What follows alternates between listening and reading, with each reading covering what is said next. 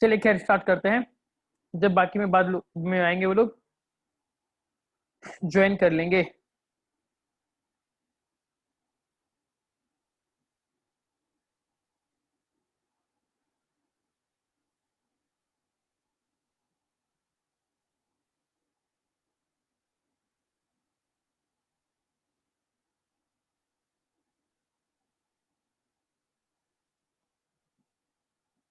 Okay,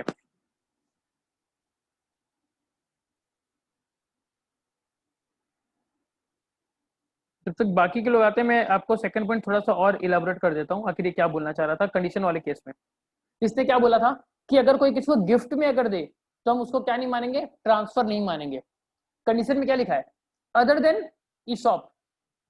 condition में खाली आप इस चीज को हाईलाइट कर लीजिए, आपको समझ में आ जाएगा। अदर देन ईसॉप मतलब क्या कि देखिए एम्प्लॉय स्टॉक ऑप्शन प्लान ये क्या चीज है, कोई मुझे बता पाएगा? Employ stock option plan ESOP, ESOP क्या होता है, कोई बता पाएगा? बताइए मुझे। सर सर जो किसी के पास इक्विटी शेयर हो तो वो ट्रांसफर करके प्रेफरेंस शेयर ऐसे। नहीं नहीं नहीं, सर अपने एम्प्लॉय लोगों को कुछ उनको एक तो शेयर भी उनके नाम पे इशू कर देते हैं और ओके उनको भी कंपनी का कुछ कुछ परसेंटेज का हकदार बना देते हैं। देखिए सही बोला आपने। मैं बहुत ही सिंपल तरीके से बताता हूँ। अब आज अगर एक कंपनी तरक्की कर रही है तो एम्प्लॉय की बदौलत कर रही है।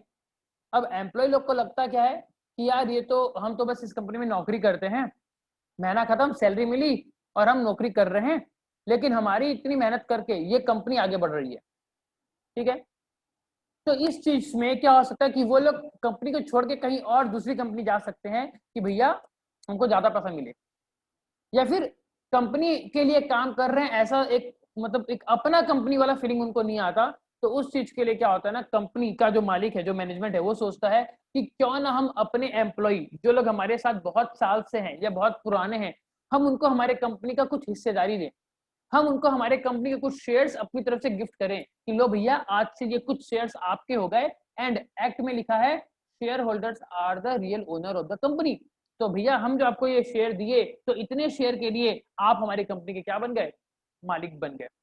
अब वो एम्प्लॉय अगर काम करेगा तो उसको क्या लगेगा, मैं अपनी कंपनी के लिए काम कर रहा हूँ। तो वो एम्प्लॉय बहुत अच्छे से काम करेगा और खूब मन लगा के काम करेगा, क्योंकि उसको पता है कि अगर मैं अच्छा काम किया तो मेरी कंपनी अच्छा प्रॉफिट करेगी, मेरी कंपनी अगर अच्छा प्रॉफिट करी तो नो डाउट सैलरी तो मुझे मिलेगी मिलेगी, प्लस जो मेरे पास शेयर्स हैं उन शेयर्स की कीमत भी बढ़ेगी तो मुझे वैसे भी फायदा होगा। तो यहाँ पर कंपनी क्या करती है, कंपनी अपने जो शेयर्स हैं अपने एम्प्लॉय को एज ए गिफ्ट दे देती है फ्री फोकट में। तो उस प्रोसेस को क्या कहते हैं, ESOP, employ stock option plan. तो एम्प्लॉय स्टॉक ऑप्शन प्लान में अगर कोई अगर शेयर दे तो इसको हम ट्रांसफर मानेंगे, इसको हम नॉट एज ए ट्रांसफर बोलकर ट्रीट नहीं करेंगे, क्योंकि यहाँ पर एक्ट क्या बोलता है, यहाँ पर बोलता है कि भैया अगर आपका गिफ्ट मिला तो हम गिफ्ट को ट्रांसफर नहीं मानेंगे, लेकिन अगर ईसॉप वाला सीन हो गया तो वहां पर उसको हम क्या मानेंगे, हम उसको ट्रांसफर मानेंगे। आई होप आपको बात समझ में आ गई होगी। चलिए अब आगे बढ़ते हैं।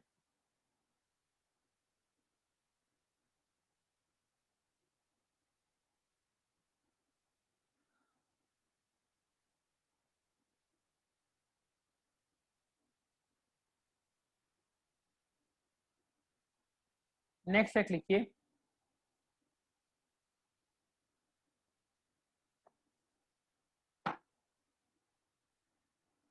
Section 47 subsection 4। क्या है ये,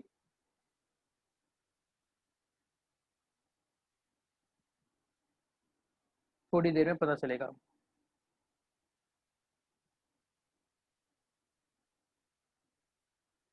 लीजिए सेक्शन 47(4) में क्या है, transfer of capital asset, transfer of capital asset by holding company to its subsidiary, to its subsidiary company. Condition में लिखिए,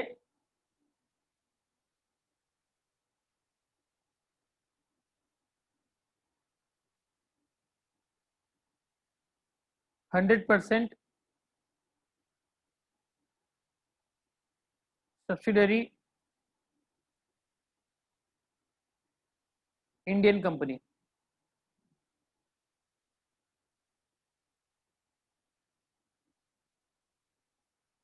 hundred percent subsidiary Indian company and period and cost में क्या आ जाएगा, वही सेम जो बाकी सब में आता है, दैट इज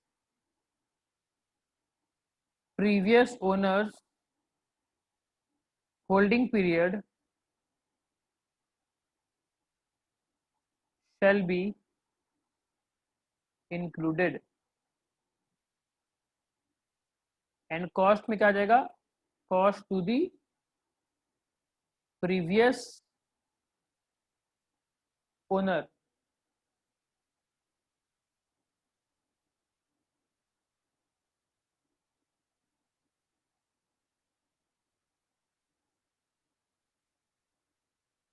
एंड इसी का डिट्टो सिमिलर एक और प्रोविजन है, वो भी लिखिए, फिर दोनों एक साथ आपको डिस्कस करवा दूंगा मैं।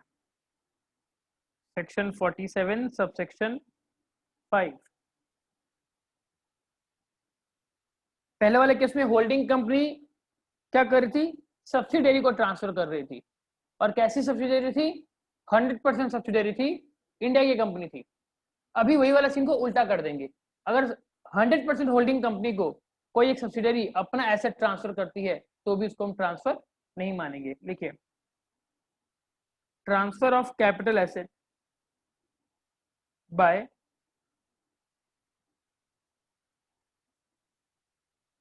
subsidiary company to its holding company, to its holding company। Condition क्या होना चाहिए, 100% होल्डिंग कंपनी होनी चाहिए। कैसी कंपनी, इंडिया की 100% होल्डिंग इंडियन कंपनी होनी चाहिए। एंड कॉस्ट और पीरियड के केस में एज इट इज सेम, क्या, previous owners holding period shall be included and cost के केस में क्या आ जाएगा, जो प्रीवियस ओनर को जो कॉस्ट पड़ा था वो, that is cost to the previous owner.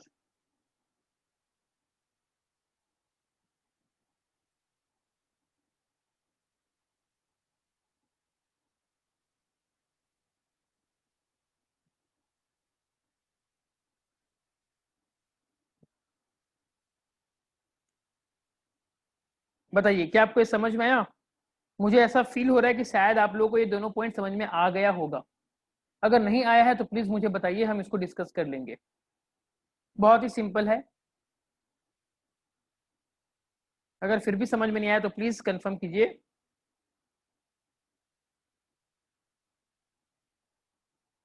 बताइए क्या किसी को डाउट है क्या इन दोनों में, किसी को इन दोनों में डाउट है क्या?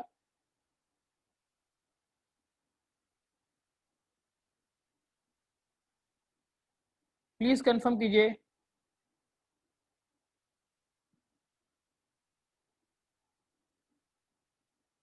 ओके, मैं ये मान के चल रहा हूँ कि किसी को कोई भी डाउट नहीं है। अब आगे एक और इससे रिलेटेड, कि अगर कंपनी अगर अमालगमेटेड हो गई, अमालगमेशन अगर उनका हो गया, तो उस केस में क्या होगा, सेम जैसा भी है वैसी सीन रहेगा। लिखिए, transfer of capital asset in a scheme of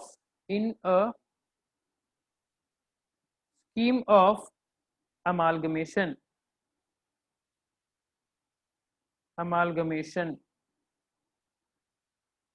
किसने ट्रांसफर किया, अमालगमेटिंग कंपनी ने, बाय द अमालगमेटिंग कंपनी, जिस कंपनी का खात्मा हो रहा है ना, वो देगी, किसको देगी, जो नई कंपनी है, टू दी अमालगमेटेड कंपनी, जो नई कंपनी बनकर आई है, अमालगमेटेड कंपनी। कंडीशन क्या होना चाहिए, जो नई कंपनी बनेगी वो इंडियन कंपनी होनी चाहिए। Amalgamated company is an Indian company, is an Indian company, एक इंडियन कंपनी होनी चाहिए। एंड कॉस्ट और पीरियड ऑफ होल्डिंग के केस में सेम रहेगा, क्या कि प्रीवियस ओनर का जो पीरियड है उसको इंक्लूड करेंगे। Previous owners holding period shall be included and cost to the previous owners, cost to the previous owners।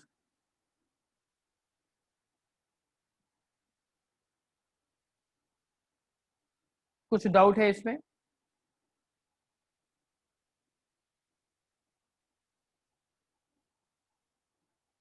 है तो बताइए, बहुत ही सिंपल है।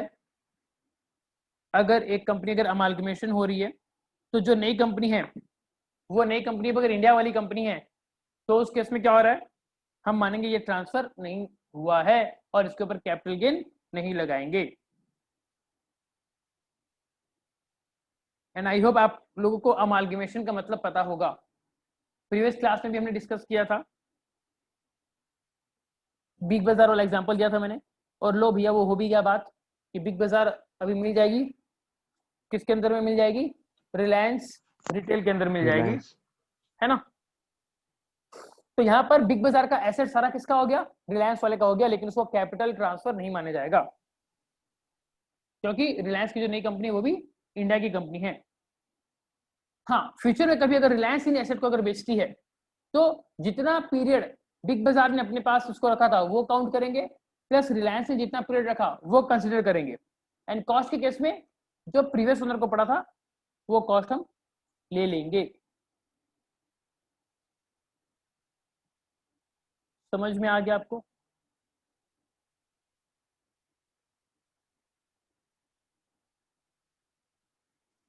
उसके बाद कुछ और लिखेंगे।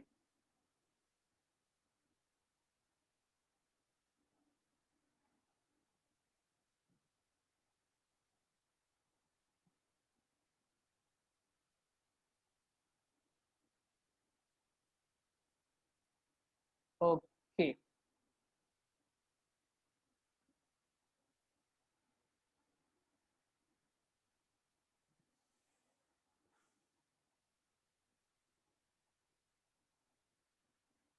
लिखिए next section 47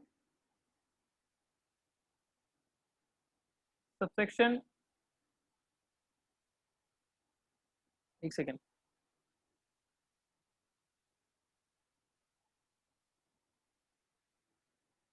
section 47 subsection VII C, VII C, ये क्या है, ये आपका गोल्ड बॉन्ड रिडेम्पशन। याद है आपको जब हम कैपिटल एसेट की डेफिनेशन पढ़ रहे थे वहां पर स्पेशल एसेट ये सब जो थे गोल्ड बॉन्ड उनको एक्सक्लूड कर दिया गया था, उनको कैपिटल एसेट नहीं माना गया था। और हमने ट्रांसफर के केस में क्या पढ़ा था, रिलिंक्विशमेंट, है ना। अगर रिलिंक्विशमेंट हो रहा है तो वो ट्रांसफर कहलाएगा।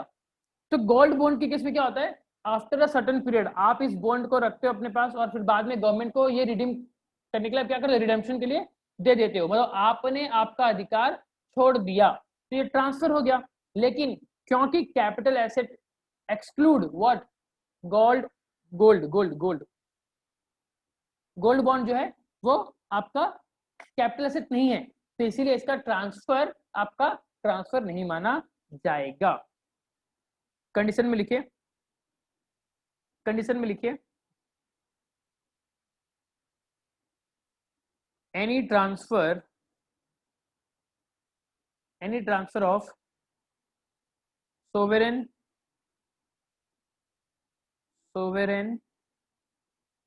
gold bond issued by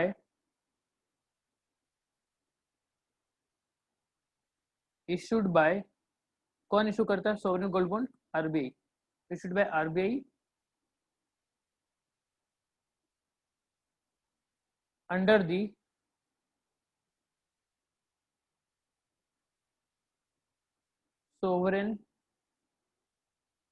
sovereign gold bond scheme 2015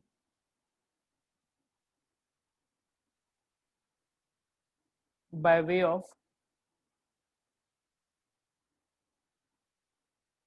redemption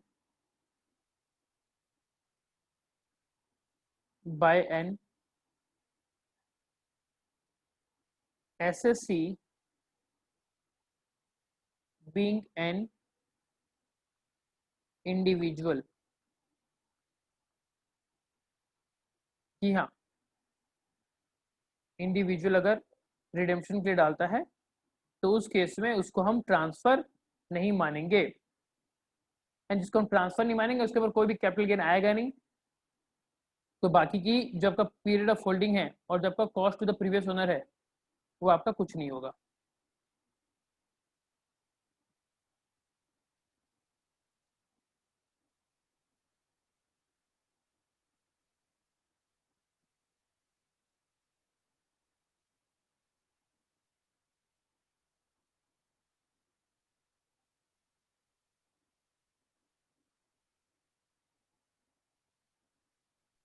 लिख लिए? सर 47 का और कितना है? बहुत है, बहुत है।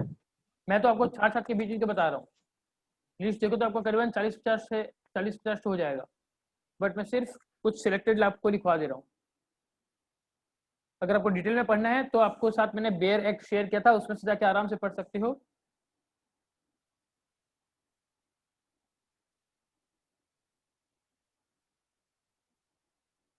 ठीक है, इसके बाद एक अच्छा खासा लिखे सेक्शन 47, एक मिनट रुकिए,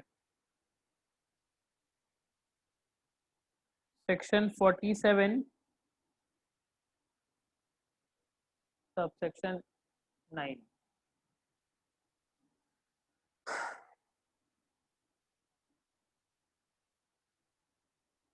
देखिए मुझे बताइए कि क्या आर्कियोलॉजिकल कलेक्शन वगैरह कैपिटल एसेट है कि नहीं है?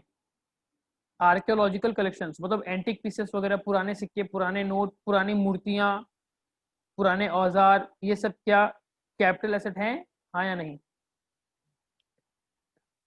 कुछ केसेस में है सर। कुछ केसेस में? हाँ सर। भाई मैंने तो आपको लिखा था कि सब केसेस में होगा वो आर्कियोलॉजिकल हाँ वो तो है, कलेक्शंस। हाँ, आर्कियोलॉजिकल लेकिन कलेक्शन सर जो आप है, उसमें वो पुराने नोट भी बोले ना सर, इसलिए मैं कुछ केसेस बोल दिया। पुराने नोट एंटिक के केस में बोल रहा हूँ। तुम जो 500 वाला बंद हो गया वो वाला केस नहीं बोल रहा हूँ मैं। अब जो 500 का हाँ नोट सर, बंद तो हुआ फिर है, सुनो, जो 500 का नोट बंद हुआ वो आज ना ऐसा सीन है, आज से 50-60 साल, हाँ 100 साल बाद वो भी एंटिक बन जाएगा।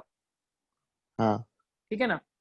हाँ, तो देखिए, तो अगर एक नॉर्मल आपके पास कोई एंटिक है, जैसे मैंने एग्जांपल दिया पुरानी टीवी, ठीक है, तो पुरानी टीवी एकदम फर्स्ट टाइम जो बनी थी टीवी, वो शटर वाली, ठीक है, ये आज के डेट में एक आर्कियोलॉजिकल कलेक्शन की कैटेगरी में धीरे धीरे जा रही है। अब अगर आप उस टीवी को किसी और को बेचते हो तो इसके ऊपर क्या लगेगा? कैपिटल गेन लगेगा। ऐसा हम डिस्कस किए थे, आपको याद आ रहा है? फटाफट बताइए, क्या आपको याद आया? आपके पास जी मान सर। लीजिए, आपके पास मान लीजिए पुरानी 100, 150, 200 साल पुरानी कोई एक मूर्ति है घर में, आप उस मूर्ति को किसी और को बेचते हो 1 करोड़ रुपए में, तो बताइए क्या कैपिटल गेन टैक्स लगेगा आपके ऊपर? लगेगा? जी सर। डेफिनेटली हाँ लगेगा। सर। ठीक है, लेकिन कभी आप कहीं घूमने अगर जाते हो तो वहां पर म्यूजियम वगैरह भी होते हैं, और उस म्यूजियम को कौन मेंटेन करता है? गवर्नमेंट मेंटेन करता है। ठीक है, तो गवर्नमेंट भी चाहती है कि हम ऐसे कुछ पुराने पुराने एंटिक चीजें हमारे म्यूजियम में लेके आए ताकि लोग उसको देखें। तो मान लीजिए आपके पास कोई एक 200 साल पुरानी मूर्ति थी और आपने उस 200 साल पुराने एंटिक को बेचा, लेकिन किसको बेचा? गवर्नमेंट को बेचा। तब क्या गवर्नमेंट बोलेगी कि भैया ठीक है आपका फायदा हुआ, चलो आपके ऊपर टैक्स भी लगाना चाहिए? सोच समझ के बताइए, क्योंकि अगर गवर्नमेंट ऐसे बोलेगी कि आप टैक्स भी दो तो भैया मैं गवर्नमेंट को सामान बेचूंगा ही नहीं। तो लेकिन गवर्नमेंट चाहती है कि मुझे एंटिक ज्यादा से ज्यादा मिले, तो गवर्नमेंट क्या बोलेगी, चलो ठीक है, अगर आपके पास कोई एंटिक सामान है, आप अगर हमको बेचते हो, ऐसे म्यूजियम जो गवर्नमेंट मेंटेन कर रही है, अगर आप ऐसे म्यूजियम को अगर बेचते हो या फिर कुछ आर्ट गैलरी में आप बेचते हो, तो उस केस में हम आपके उस ट्रांसफर को ट्रांसफर नहीं मानेंगे और कैपिटल गेन आपके ऊपर नहीं लगाएंगे। समझ में आया आपको? बहुत ही वैलिड और सिंपल सा पॉइंट है। गवर्नमेंट चाहती है कि ये चीज प्रमोट हो, जिसके पास जो भी पुराने अगर ऐसे कुछ एसेट हैं जो हमको म्यूजियम में दे सके, तो आप लोग दीजिए, आपको पैसे भी मिलेंगे और आपको टैक्स भी देना नहीं पड़ेगा। ठीक है, तो चलिए कंडीशन में लिखिए, कंडीशन में लिखिए, transfer of the following, transfer of the following, क्या क्या, work of art, work of art, कमा आर्कियोलॉजिकल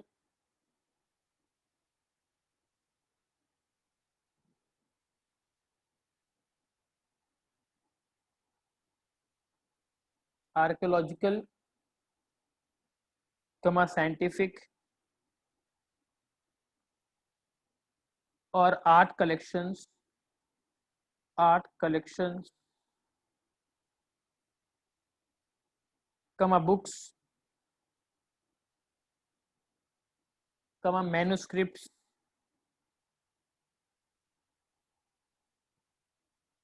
कमा ड्राइंग्स, पेंटिंग्स,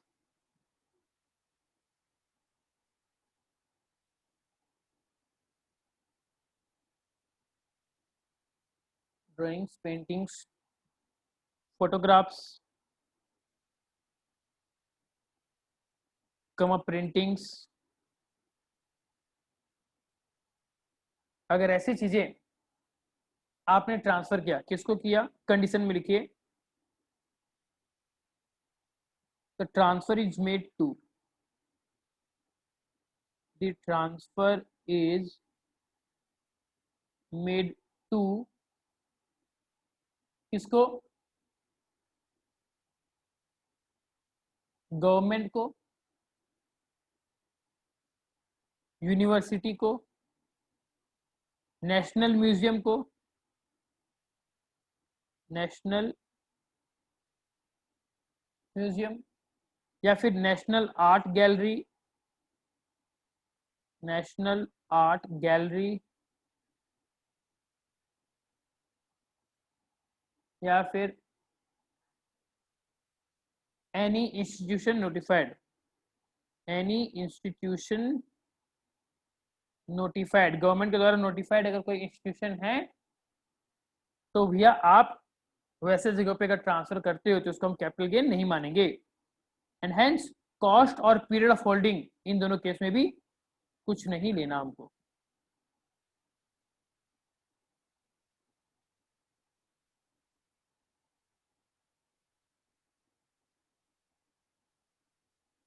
दैट्स इट। लिखिए आप लोग इसको,